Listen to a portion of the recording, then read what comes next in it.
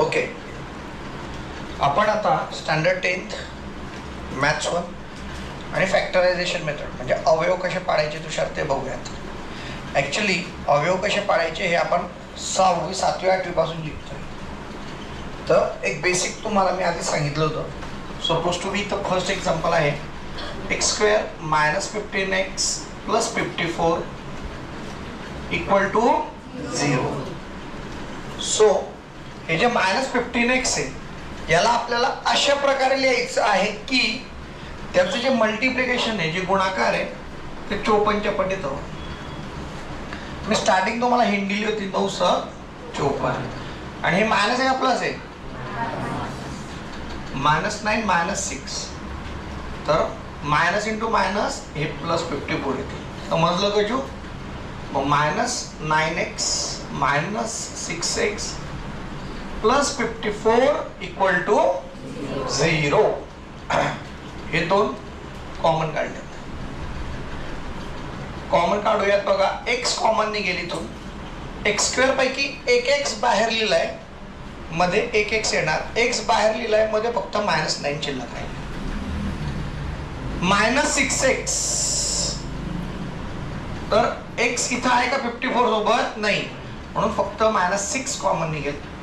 आता बघा, ऍक्च्युली बऱ्याचशा जणांना ही संकल्पनाच नसते की नेमकं कॉमन काढताय म्हणजे काय करताय. तर ऑनलाईन व्हिडिओ म्हणून एकदा परत आठवण करून देतो. x² - 9x मध्ये x ने मल्टिप्लाय केलं, x ने डिवाइड केलं या संख्येला. हा जो x आहे हा ॲज इट इज राहू दिला आणि हा जो डिव्हिजनला x आहे ह्या दोघांच्या खालती येणार तो. आणि हे x आणि x कॅन्सल, x आणि x कॅन्सल. तर हा जो x होता हा कुठे ट्रान्सफर झाला? इकडे, म्हणून इथून गायब होऊन जाईल. x × x - 9 यांचा जर गुणाकार केला तर परत वरची संख्या भेटेल. x × x x² आणि x × -9 -9x. देन बघा इथं तर x² - 9x मध्ये x² - 9x मध्ये x कॉमन काढलं होतं. इथं -6 कॉमन काढलं तर -6 / -6 -6 get cancel, x remains plus 54 upon हे -6 तर 54 / -6 हे -9 = 0. मग बघा दोन ब्रॅकेट कोणते येतील? x - 9 x - 6 = 0. Therefore x - 9 = 0 or x - 6 = 0, x = 9 or x = 6. So the solution of equation is 9, 6. Second काय आहे? x² + x - 20 = 0. -20 हे मल्टिप्लिकेशन पाहिजे आणि +x काय पाहिजे? गुणाकार का बेरीज वजाबाकी? हे गुणाकार आणि हे काय पाहिजे? बेरीज वजाबाकी. आपल्याला इतकं ठाऊक आहे 4 × 5 = 20. मग हे काय प्लस आहे का मायनस आहे? वेदू हे काय बेटा? प्लस. तर इथं हे प्लस असल्यामुळे जी मोठी संख्या आहे ती प्लस आणि मायनस. 5तून 4 गेले 1 हे येत आहे. x - 4 आणि x + 5 डायरेक्ट पण लिहू शकता, पण आपल्याला कॉमन काढूनच स्टेप्स दाखवायचे असतात. तर इथं काय येऊ शकतं तुमचं? x - 4 x + 5 = 0 आणि याच्या ऑपोजिटचे सोल्युशन असतात. तर x² + x तर x² ला मी +x ला कसं लिहितोय बघा? +5x - 4x - 20 = 0. x कॉमन काढलंय x + 5. -4 कॉमन काढलंय. -4 तर बाहेर आलं, हे x काय होऊन जातं? प्लस. -20 मायनस हे पण काय होऊन जाणार? प्लस. 20 अपॉन -20 अपॉन -4 इथे येणार 5 = 0. So there are x 2 brackets x + 5 x - 4 = 0. x + 5 = 0 or x - 4 = 0. Therefore x = -5, x = 4. मग तुम्ही लिहून घ्यायचं आहे. Therefore the solution of equation is -5 or 4.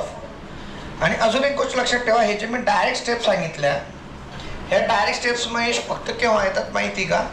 जर ax² + bx + c standard equation मध्ये इथं 1 असेल, इथं जर कुठली संख्या असेल तर येणार.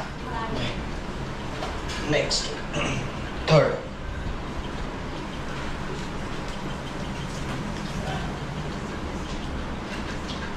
2y² + 27y + 13 = 0. बघा, a आणि c चं मल्टिप्लिकेशन करायचं आहे, 2 × 30 करावंच लागतं. सर इथं का नाही केलं भाऊ? इथं 1 होतं, एकाने गुणल्यावर इथे दिसत नाही. 1 × 20 आणि 1 × 54 ते काही दिसत नव्हतं. देन हे 26 आलंय, 27y. ओके, आपल्याला ऍडिशन सबट्रॅक्शन किती हवं? 27y. 26 × 26 26 आहे. हे प्लसच आहे, दोघांची बेरीज केल्यावर ऑटोमॅटिकली ते येऊन जाणार. So 2y² + 26y + y + 13 = 0. 2y common काढलंय तर 2y तर बाहेर गेलं दर्शन, इथं फक्त एकच y शिल्लक राहिलं. 26y/2y, 26/2 13, y get cancel. +1 common काढलं, कारण इथून कॉमन काढण्यासाठी काहीच नव्हतं. आणि जर का चिन्ह बदलायचे असते तर मी -1 काढलं असतं. But we want y + 13, that's why फक्त +1 कॉमन काढलाय. So y + 13 and 2y + y = 0. Therefore y + 13 = 0 or 2y + 1 = 0. y = -13 and 2y = -1, y = -1/2. So the solution of equation is, हे थोडं टाइम वाचूया, -1/2. लिहिता येईल ना? राकेशचा भाऊ राकेश आला नाही आज, आहे ना? ठीक आहे. मग आता नेक्स्ट अजून एक गोष्ट. सर नॉर्मली आमच्यासोबत काय होतं? नॉर्मली सर तुम्ही आधी 26 घेतलं, मी आणि नंतर 1 घेतलं. मी काय केलं, आधी 2y² घेतलं, +y घेतलं, +26y आणि मग 13, म्हणजे मी y + 26y लिहिलं. कृपया करून रिक्वेस्ट करून सांगतो, काही फरक नाही पडत, फक्त जी सिच्युएशन आलेली आहे तिथं गणिताचे नियम लागू करा. काय सांगितलं? जी सिच्युएशन आहे त्या हिशोबाने काय करायचं, फक्त तिथं गणिताचे नियम लागू करायचे. काहीही जास्त बदल होणार नाही. पण शक्यतोवर घेत असताना असं घ्यायचं की तुम्हाला कॉमन काढत असताना त्रास व्हायला नको. बघा नेक्स्ट, 4th वन सांगा बरं. 4th ऐकून येते? ऐकून येते? लकी आहे, सर्वांचा आवाज यायला पाहिजे. सांगा.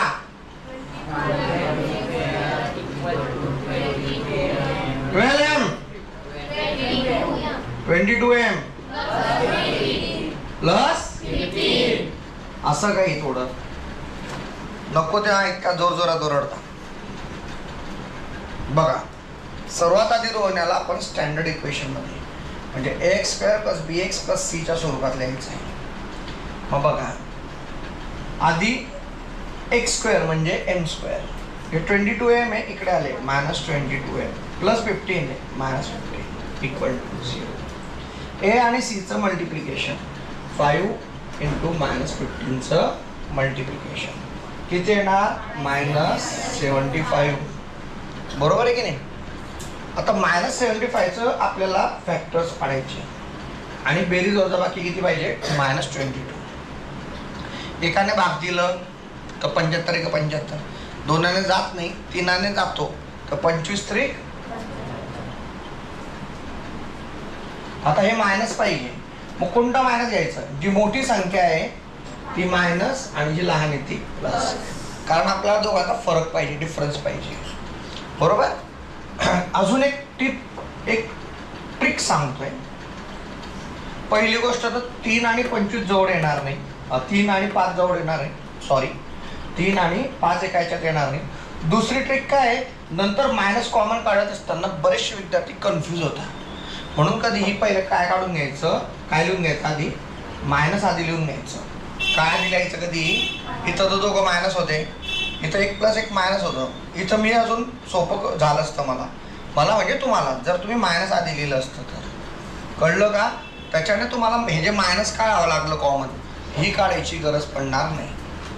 5m² - 25m + 3m - 15 = 0. तर इकडे बघा बेटा, ह्या -22 आपण कसं लिहिलं, -25 + 3. कसं लिहिलं, -25 + 3. ओके. m -25m + 3m. मग आता बघा, परत हे दोन बॉक्स आहेत, दोघांमधून 5m कॉमन काढलं, कारण इथं m² आहे, इथं 1m आहे म्हणून m कॉमन काढलं. इथं फक्त m शिल्लक राहिलं. -25m / 25m, इथं फक्त -5. इथं +3 कॉमन काढलं आहे, इथं पण m आलं आणि -15/3.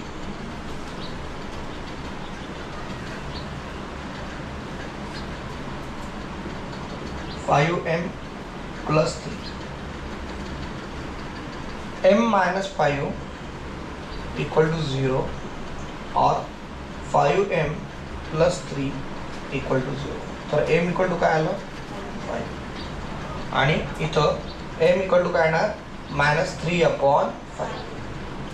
3 ऑपोजिट साईडला गेले. त्यानंतर आपण काय केलं, तिथं -3 ऑपोजिट साईडला गेले आणि m ला काय केलं, आपण डिवाइड केलं.